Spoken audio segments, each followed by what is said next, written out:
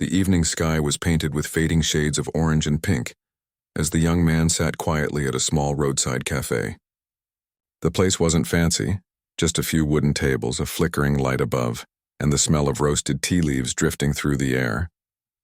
It was the kind of spot where people came to rest their thoughts more than to eat. He looked tired, the kind of tired that comes from carrying too many worries at once.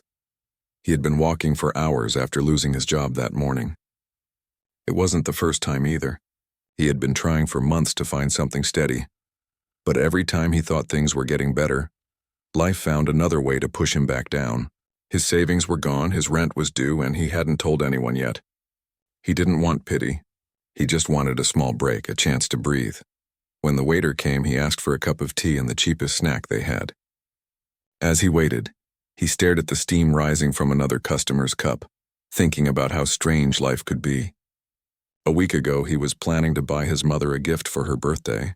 Now he didn't even know how to pay his bills. The thought made his chest heavy. At a nearby table sat an old man. He looked to be in his late 70s, wearing a worn coat and an old cap that seemed older than he was. His hands trembled slightly as he lifted his cup, but his eyes were steady, calm, and full of quiet understanding. He noticed the young man, not in a way that made him uncomfortable, but with a kind of gentle curiosity. The young man avoided eye contact at first, embarrassed. He didn't want anyone to see his struggle. But when the waiter brought his order and he reached for his wallet, his heart sank. He had miscounted his money. He was short, just by a few notes, but enough to make him freeze. The waiter stood waiting, holding the bill, and the silence grew heavy between them. Before the young man could speak, the old man's voice broke the quiet. "It's all right," he said softly. "Put it on my bill." The waiter looked surprised but nodded. The young man turned toward the old man, unsure what to say. "Sir, you don't have to," he began, but the old man raised a hand with a small smile. "I know I don't have to, but I want to." The words felt strange. The young man hadn't heard kindness like that in a long time. He tried to protest again, but the old man just shook his head and went back to sipping his tea, as if it was the most ordinary thing in the world. After a few moments, the young man walked over to thank him.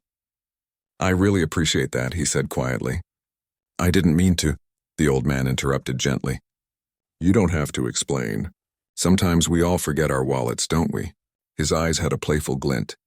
The young man smiled faintly, realizing the man was giving him a way to keep his pride. They sat for a while in comfortable silence before the old man spoke again. "Rough day?" he asked. The young man hesitated but nodded. "Yeah, you could say that. I lost my job today. I've been trying to find work for months now. Feels like I'm always one step behind." The old man nodded slowly, as if he understood every word. "Life has a strange way of testing us when we least expect it," he said. "Sometimes it takes everything from us to show us what really matters." The young man didn't know why, but those words stayed with him. He looked at the man more closely. His clothes were old, but his posture was straight. His hands trembled, but there was something steady about him, something peaceful. "Have you ever felt like giving up?" the young man asked, almost without thinking. The old man smiled faintly. "Many times," he said. "When I was your age, I thought life had beaten me for good. I lost my business, my home, and the people I loved most. But you know what saved me?"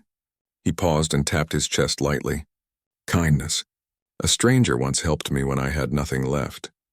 It didn't solve everything, but it reminded me that I wasn't alone. That's all a person really needs sometimes." The young man listened quietly. For the first time that day, he felt seen, not pitied, but understood. The old man continued, "You'll find your way. Don't rush it. Sometimes when the road seems longest, you're actually getting closer than you think." When it was time to leave, the old man slowly stood up, leaning on his cane. The young man rose too. "Thank you, really," he said again, meaning it more deeply now. The old man reached into his coat pocket, took out a small piece of paper, and handed it to him. "Call me tomorrow," he said.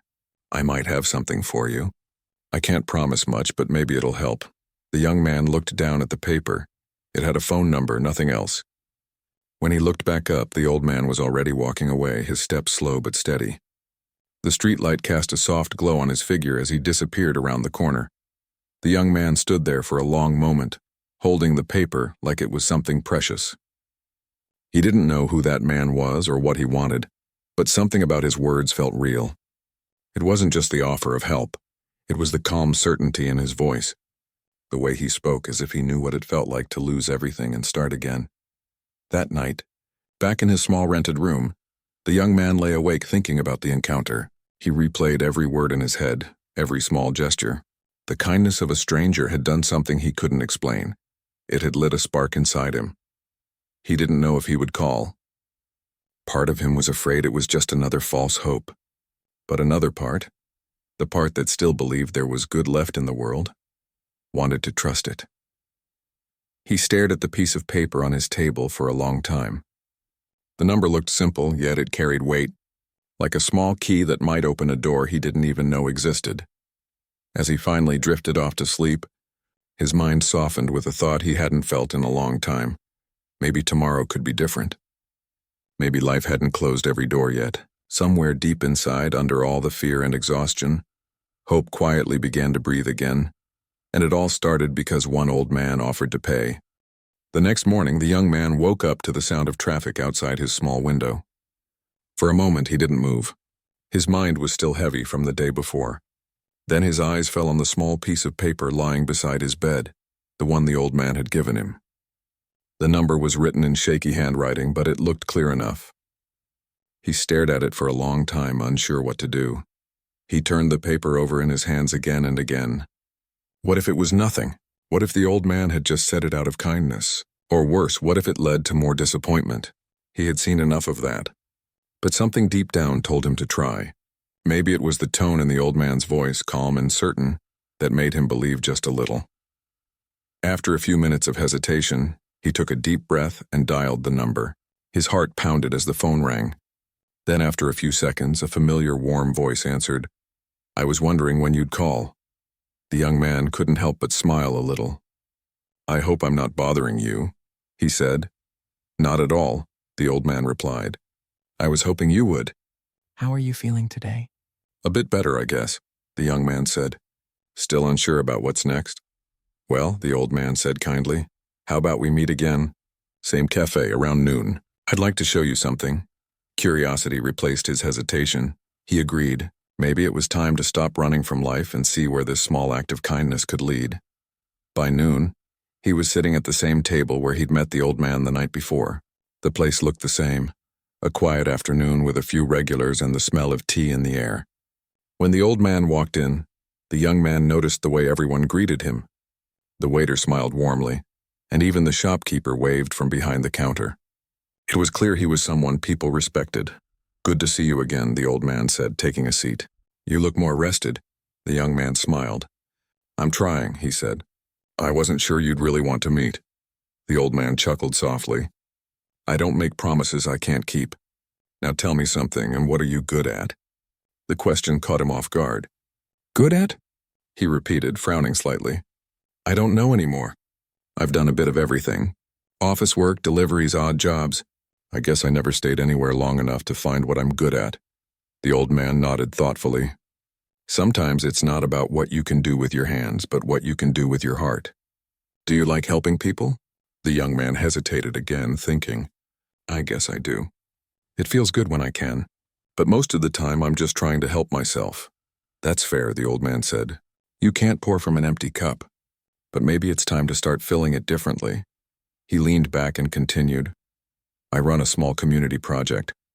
We help people get back on their feet, those who've lost jobs, families, or just their sense of direction. We fix old houses, deliver food, teach kids simple skills. It's nothing fancy, but it changes lives. I could use an extra pair of hands." The young man blinked, unsure how to respond. "You mean volunteer work?" The old man smiled. "You could call it that. But you'll get paid. Not in money, maybe not yet, but in something better. In perspective." The young man gave a small, uncertain laugh. "Perspective doesn't pay rent." The old man laughed too, a deep, warm sound that somehow made the young man feel at ease. "No, it doesn't. But sometimes it helps you find the strength to earn that rent again, and more." They finished their tea, and the old man gave him an address written on another small piece of paper. "Come by tomorrow morning," he said. "It's a bit outside town, near the old warehouse district. Wear something comfortable. If we start early." That night, the young man couldn't stop thinking about it. He wasn't sure why he trusted the old man so easily. Maybe it was because he had nothing to lose. Maybe it was because for the first time in months someone had looked at him and seen more than his failures. The next morning, he arrived at the address. It was an old building, once a factory, now repurposed with new life.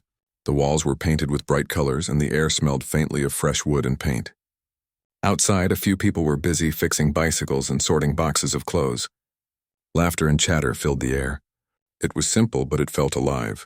The old man greeted him warmly. "You came," he said, pleased. "Yeah," the young man replied. "I wasn't sure what to expect." "Good," the old man said. "Expectation ruins discovery. Come, let me show you around." He walked him through the small compound. There was a room where people learned basic carpentry, another where volunteers packed food for local families, and a corner garden where children played while their parents worked. Everyone seemed to know each other, and though their clothes were simple, their faces glowed with a quiet sense of purpose. The young man helped where he could. At first, he just lifted boxes and moved tools, but as the day went on, he found himself talking to people, listening to their stories. One man had lost his job and started volunteering there to stay busy. A woman was learning sewing to open a small shop. Each person had been through something difficult, but none of them looked broken. They were rebuilding piece by piece. At lunch, the old man sat beside him under a tree, handing him a plate of food. "What do you think?" he asked. The young man looked around and smiled faintly. "It's different. Everyone seems happy here. Because they have purpose," the old man said. "That's something most people forget to look for. When you lose purpose, everything else feels heavier." The young man nodded, understanding more than he expected. "You built all this?" "Not alone," the old man said. "A few kind people helped me. Years ago, I was where you are now, hopeless, angry, lost. Someone reached out a hand to me. I'm just passing it on." They worked until the evening. The young man's muscles ached, but his heart felt lighter. For the first time in a long while, he went to bed tired in a good way. He had done something meaningful that day, even if it was small. Over the next few days, he kept returning. It became a habit. The old man never treated him like a helper, more like a partner. They would share stories during breaks. The young man spoke about his dreams. The old man shared wisdom from a lifetime of mistakes and lessons. Slowly, something started to change inside him. The bitterness that had built up over months began to fade. One afternoon, after finishing their work, the young man looked at the old man and asked, "Why me? You didn't even know me. Why did you decide to help?" The old man smiled, looking at the setting sun. "Because once someone did the same for me. I was standing in the rain outside a diner, hungry and alone. A man I'd never met bought me a meal and told me I'd be okay. That small act saved my life, though he never knew it. I promised myself that if I ever got the chance, I'd do the same for someone else. Maybe that's you." The young man didn't know what to say. His chest felt tight with emotion. "You really believe one small act can change someone's life?" The old man nodded. "It did for me. Maybe now it's your turn." The wind rustled softly between them as the sky turned golden. The young man realized that something powerful was happening, something simple but deeply human. He wasn't just being helped. He was being seen, believed in, given a chance to rebuild himself from the inside out. That night, as he walked home, the city lights seemed a little warmer. The streets were still the same, his problems still real, but for the first time in a long time, he didn't feel alone. He had met someone who had offered more than just a meal. He had offered a doorway to hope, and though the young man didn't know it yet, that single decision to make a phone call would lead him to a new purpose, one that would change not just his life, but the lives of many others who would cross his path one day. The morning sun filtered through the old building's cracked windows, lighting up the dust floating in the air. The young man had arrived early that day, long before anyone else. He stood quietly for a moment, watching the place that had slowly started to feel like a second home. It wasn't fancy, but it carried a kind of peace he couldn't explain. Every corner of the place told a story. The laughter of children, the sounds of tools, the smell of food being cooked for families who had little. He picked up a broom and started sweeping the floor, smiling at the thought that he was doing something meaningful. When the old man arrived, cane in hand, he looked pleased. "You're early," he said with a small grin. "I couldn't sleep," the young man admitted. "I guess I didn't want to waste the day." "That's how change begins," the old man replied softly. when you start waking up for something instead of just getting up. As the day went on, more volunteers arrived. There was an energy in the air, a mix of purpose and joy. The young man found himself guiding some of the newer helpers, showing them how to sort the food supplies or repair broken tables. It surprised him how natural it felt. Just a few weeks ago, he was lost, doubting everything. Now people were looking to him for help. Later in the morning, the old man called him over. "Come, I want to show you something," he said. They walked behind the building where a small, unfinished structure stood. It was meant to be a study room for kids who couldn't afford school materials. The walls were half-painted and the floor was uneven. "This was supposed to be done months ago," the old man said, tapping the wooden beam with his cane, "but we ran out of hands and time. Think you can take charge of it?" The young man blinked. "Me? I don't really know how to manage something like that." The old man looked at him with a calm smile. "You've already been doing it. You just didn't notice." The words hit deeper than expected. He realized the old man was right. Without meaning to, he had been leading small tasks, helping others, and keeping things organized. Maybe he wasn't useless after all. "All right," the young man said, smiling for the first time that morning. "I'll try." Over the next few days, he worked harder than ever. He gathered the volunteers, divided the tasks, and stayed late every evening. Some days things went smoothly. Other days nothing seemed to work. But the old man never interfered. He would just watch from a distance, his eyes filled with quiet pride. One afternoon, while taking a short break, the young man sat beside the old man on the steps outside. The sun was warm and a soft breeze rustled through the trees. "You're doing well," the old man said. "I'm trying," the young man replied, wiping sweat from his forehead. "But sometimes I feel like I'm not getting anywhere." "That's the beauty of effort," the old man said. "You don't always see the results right away, but others do. The children you're building this for, they'll see it." The young man looked at him and smiled. "You really believe small things make a big difference, don't you?" The old man nodded. "They're the only things that ever have." That simple line stayed with him long after the day ended. By the end of the week, the small study room was nearly finished. The volunteers had painted the walls bright yellow and someone donated old desks and chairs. The young man stood back, looking at the space proudly. He felt something he hadn't felt in a long time: satisfaction. It wasn't about money or recognition. It was about purpose. The old man walked in, leaning on his cane, and looked around. "Beautiful," he said quietly. "You did it." "We did it," the young man corrected him. The old man smiled. "That's even better." Later that evening, they sat together outside as the sky began to fade into twilight. The old man's voice was softer than usual when he spoke. "You remind me of myself when I was your age," he said. "Always searching for something, always fighting against the world." The young man looked at him curiously. "What were you searching for?" The old man stared into the distance for a moment before replying. "Forgiveness. And peace. I thought success would give me both. But it didn't. It took me years to understand that peace doesn't come from having everything, and it comes from giving something back." The young man didn't say anything at first. He just listened.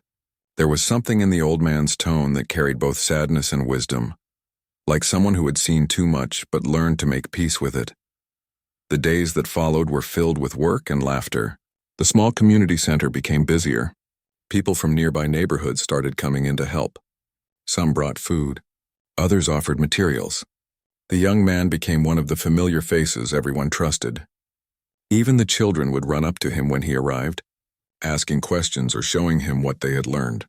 One rainy afternoon, as he helped move boxes inside, he noticed the old man sitting quietly by the window. His eyes were on the rain, but his mind seemed far away. The young man walked over. "You okay?" he asked gently. The old man smiled faintly. "Just thinking," he said. "It's strange how life brings people together in the most unexpected ways." The young man sat beside him. "Yeah, it is. I don't think I'd even be here if you hadn't paid for my meal that night." The old man chuckled softly. "Funny, isn't it? Something as small as that could lead to all this." They both sat in silence, listening to the rain. The young man finally said, "I wish I could do for someone what you did for me." "You will," the old man replied calmly. "When the time comes, you'll know." The next morning, they held a small opening for the study room. The children came in, eyes wide with excitement. The walls were bright, the air filled with laughter. The young man watched as one of the boys ran his fingers along the smooth desks and said, "It's like a real school." The young man smiled, feeling a lump form in his throat. The old man stood beside him, resting a hand on his shoulder. "You gave them more than a room," he said softly. "You gave them a place to dream." It was at that moment that the young man realized what the old man had meant about being paid in perspective.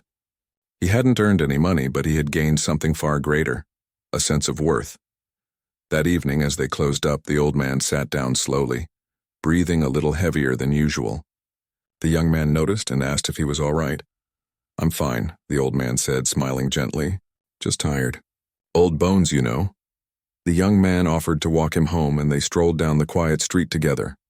The city lights reflected on the wet pavement, and the air smelled fresh after the rain. "You've come a long way," the old man said quietly. "When I first met you, your eyes were full of doubt. Now they hold something different. What's that?" the young man asked. "Hope," the old man said simply. "And hope can move mountains." When they reached the old man's home, a small, cozy place filled with books and photographs, the young man hesitated at the door. "I'll see you tomorrow?" he asked. The old man nodded. "Tomorrow, yes. And every tomorrow after that, as long as I can." The young man smiled and waved goodbye, feeling lighter than he had in years. As he walked away, he couldn't help but think how strange life could be. A simple act of kindness had led him here, to a purpose, to a mentor, and maybe even to a new beginning. What he didn't know was that the old man's journey was nearing its own quiet end. But before that moment came, he had one last lesson to share, a lesson that would stay with the young man forever. The days passed gently, each one filled with small moments that made life feel meaningful again. The young man had now become a steady part of the community project. People trusted him, children looked up to him, and the old man seemed proud of the person he was becoming. Every morning they would share a cup of tea before starting work, sitting by the same wooden bench outside the building. The young man had grown attached to those quiet talks. The old man never gave long speeches or complicated advice. His words were simple but always seemed to touch something deep inside. He often said, "You don't need to do great things to make life great. Just do the small things with a good heart." One morning, as they sat watching the sunrise, the young man asked, "Do you ever regret anything?" The old man smiled faintly before replying, "Regret is a strange thing. It teaches you what you could have done differently, but it doesn't let you go back. I used to regret a lot when the mistakes I made, the people I lost, but now I see that even my regrets shaped me. They made me understand people better." The young man nodded slowly, thinking about his own life. "I regret wasting time," he said. "All those months feeling sorry for myself instead of doing something." The old man looked at him kindly. "You didn't waste time. You were learning. Pain teaches us in ways comfort never can." Those words stayed with him for days. He began noticing how much his life had changed since that first meeting in the cafe. He used to walk with his head down, feeling invisible. Now people smiled when they saw him. He had purpose, even joy. And it all began with one small act of kindness. But beneath all the progress, he started noticing something else. The old man was slowing down. He walked more carefully, took longer to rest, and sometimes his hands shook when he tried to lift things. When the young man offered to help, the old man would laugh softly and say, "Old age catches up with everyone. I'm just trying not to let it win too soon." One afternoon, after everyone had gone home, the young man found the old man sitting alone in the study room they had built together. The light from the window cast soft shadows across the walls. The old man looked thoughtful, almost nostalgic. "You ever think about what happens when we're gone?" he asked suddenly. The question caught the young man off guard. "Not really," he said. "I try not to." "It's scary," the old man nodded. "It used to scare me too. But I've learned that what matters isn't how long we stay. It's what we leave behind. Memories, kindness, lessons, those things live on. That's what gives life meaning." The young man was quiet for a while. "I don't want to lose you," he said softly, surprising even himself. The old man smiled gently. "You won't, not really. People like us don't leave completely. We live in the stories we share, the good we do, and the hearts we touch. That's where you'll find me, even when I'm not here." There was something final in the way he said it, but also peaceful. The young man didn't press further. He just sat there beside him, letting the silence speak for both of them. The next few weeks were busy. The charity received a donation, allowing them to expand their work. The young man took on more responsibility, managing new volunteers and organizing events. The old man mostly watched from the sidelines, offering guidance when needed. Everyone respected him deeply, but it was clear his strength was fading. One evening, after a long day, the old man invited the young man to dinner at his home. It was a small, warm house filled with old photographs, books, and the smell of fresh bread. The old man had cooked a simple meal: soup, rice, and vegetables. "This reminds me of my childhood," the young man said, smiling. "My mother used to make soup like this," the old man chuckled. "It's the easiest thing to make when you're old. Simple, but it fills the heart." After they ate, they sat by the window listening to the sound of crickets. The old man spoke quietly. "I'm proud of you, you know. When I met you, you were lost, angry, and tired. Now you carry light with you. People can see it. You've become someone who gives instead of waits." The young man felt his throat tighten. "I couldn't have done it without you." The old man shook his head. "You did it yourself. I just reminded you who you were." There was a long pause, then the old man said something that would stay with the young man forever. "Promise me one thing," he said. "When life gives you the chance, pass it on. Don't let kindness stop with you. Keep it moving." The young man nodded slowly. "I promise." The old man smiled, satisfied. "Good. That's all I need to hear." As the days went on, the old man's health continued to decline. He came to the center less often, and when he did, he would sit quietly, watching the people he had once guided take charge. The young man visited him often, bringing him food and sharing updates about the projects. Even when the old man couldn't speak much, his eyes still lit up when he saw the young man walk in. One day, the young man brought a group of children from the center to visit. They had drawn cards and written thank you notes for the old man. When the children handed them over, his eyes filled with tears. He held the papers gently, his hands trembling. "I never had children," he said softly, "but now I feel like I've had hundreds." Everyone in the room smiled, touched by his words. That night, after everyone left, the young man stayed behind to talk. The room was quiet except for the ticking of a small clock. The old man looked tired but peaceful. "You've done more than I ever hoped," he said weakly. "You've given people hope, and that's worth more than anything." The young man sat beside him, his voice barely a whisper. "You changed my life." The old man smiled faintly. "You changed mine too. You gave my last years meaning." He reached into the drawer beside his bed and pulled out a small worn notebook. "I want you to have this," he said. "It's where I wrote my thoughts, lessons, and some of the things I've learned along the way. Maybe it'll help you someday." The young man accepted it with shaking hands. "I'll take care of it," he said.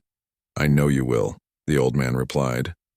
As he left that night, the young man turned back one last time. The old man was sitting by the lamp reading one of the children's cards, a faint smile on his face. The sight stayed with him long after he closed the door. The following morning, the young man returned early, carrying breakfast. But when he knocked, no one answered. A neighbor gently came over and told him the news. The old man had passed away peacefully in his sleep. The world seemed to stand still. The young man didn't speak for a long time. He sat on the old man's chair, staring at the empty teacup still on the table.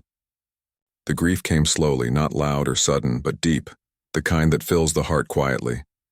But as he looked around the room, he noticed the photos, the letters, the notebook he now held. It was then that he remembered the old man's words. "You won't lose me." Not really. He opened the notebook and began to read. The first page had a message written in the old man's familiar handwriting. "Life is not about how much we earn, but how much we give. If this book is in your hands, it means you've been chosen to carry the kindness forward. Make the world softer, one small act at a time." Tears filled his eyes, but he smiled through them. The old man might have gone, but his lessons were alive. In the center they built, in the people they helped, and most of all, in the young man's heart. He promised himself that he would keep his word. He would carry the kindness forward, just as the old man had asked. And somewhere beyond time and distance, he hoped the old man knew. His promise was already being kept. The morning was quiet when he reached the small town again. The sun had just started to rise, painting the sky in shades of gold and orange. He parked near the same cafe where everything had begun months ago. It looked the same tables, the same old sign, even the same soft hum of early customers. But inside him, everything felt different. He wasn't the same lost young man who had once sat there wondering how to pay for a meal. He was someone who had found purpose, and all of it had started with one man's kindness. He walked inside and ordered a coffee, taking a seat near the window, the same spot where the old man had once sat. For a moment it felt like he could still see him there, smiling calmly with that familiar look of quiet wisdom. The thought made his chest tighten. It had been 3 weeks since the old man had passed away. Even though the letter he left behind had brought peace, it had also left a deep emptiness that words couldn't fill. Still, the old man's words echoed in his heart. Keep paying for others, not just in money, but in kindness. After finishing his coffee, he drove toward the small center that the old man had built, the charity home that had once been a simple wooden structure. Now, with help from volunteers and donors, it had grown into something larger and brighter. There were children playing outside, their laughter filling the air. Volunteers moved around, some painting walls, others arranging food packages. Every corner carried the old man's touch, his quiet love for people, his belief that kindness could heal. He met with a few volunteers to discuss their next steps. They were planning to open a new training workshop to help more young people learn practical skills. He remembered how uncertain he had felt when he had first joined, and how the old man had guided him with patience. Now it was his turn to do the same for others. He didn't have the old man's age or calm wisdom, but he had his heart, and that was enough. Later that day, a young boy approached him. He looked nervous, holding a piece of paper in his hand. "Sir," the boy said softly, "my mother said you might help me find work. We don't have much." The young man looked into his eyes. The same fear he had once carried stared back at him. He placed a hand on the boy's shoulder and said gently, "You've come to the right place. We'll figure it out together." That simple moment reminded him why he was doing all of this. The old man hadn't helped him because of what he could give back. He'd done it because he believed in helping when someone needs it most. It wasn't about money, fame, or recognition. It was about humanity. Days turned into weeks and the work continued. The center became a warm place where people came not only to receive help, but also to give it. Locals started donating supplies. Retired craftsmen offered to teach classes. Even travelers passing through town stopped to volunteer for a few days. It felt like the entire town was touched by the old man's spirit, his kindness spreading like ripples in water. One evening, after everyone had left, he sat in the office surrounded by photographs. Pictures of the old man, the volunteers, and all the people whose lives had been changed. He looked at the old man's photograph, that gentle smile frozen in time, and whispered, "You really did offer me the world. I just didn't know it back then." He opened the letter again, though he had already memorized every word. The handwriting was shaky but clear. "When I had nothing, someone paid for my meal. It was a small act, but it gave me hope. I promised myself to pass it on. Now I see that same light in you. Don't let it fade. Keep the kindness alive." Tears welled up in his eyes. He folded the letter carefully and placed it back inside the drawer. The words didn't just belong to him. They belonged to everyone who had ever been touched by kindness. A few days later, something unexpected happened. A local newspaper published a story about the charity center and how it had been built from one simple act of generosity. People from nearby towns started visiting, bringing donations and offering help. The story inspired others to start small kindness projects in their own areas. The message was spreading far beyond what the old man had imagined. One afternoon, while driving back from a nearby village, he stopped again at the same cafe. It was almost sunset, and the light from the windows made everything glow softly. A young woman sat alone at a corner table, looking worried and lost. She stared at her empty cup, probably counting coins the way he once had. Something inside him stirred. When the waiter brought her bill, he stood up and walked over. "Excuse me," he said gently. "Let me take care of that." The woman looked up, surprised. "You don't have to," she began. But he smiled, the same way the old man had smiled at him long ago. "I know," he said, "but I want to." She hesitated, then nodded, whispering a quiet thank you. He paid the bill and left before she could ask more. As he walked out into the cool evening air, a small sense of peace filled him. It felt like the circle was complete, like the old man was smiling somewhere, proud of what had come from that first meeting. That night, he stood outside the charity center, watching the lights inside flicker softly. The laughter of children, the quiet chatter of volunteers, and the smell of food being served. Everything was alive. The world that the old man had offered him wasn't made of gold or riches. It was made of people, of compassion, of second chances. It was a world built on simple, everyday kindness. He looked up at the sky and whispered softly, "You gave me more than I could ever repay." The stars seemed to shine brighter, as if answering him. In time, the young man grew older, but he never stopped helping others. The center expanded, reaching new towns, new people. Yet every time someone tried to thank him, he always said the same thing. "Don't thank me. Just help someone else when you can." Years later, when people asked him how it all began, he would smile and tell the story of the old man who once offered to pay for his meal, and in doing so, offered him the world, and just like that, his story, their story, kept living on. Passed from one person to another, one act to the next, because kindness once given never really ends. It finds its way back again and again, through the hearts of those who choose to carry it forward.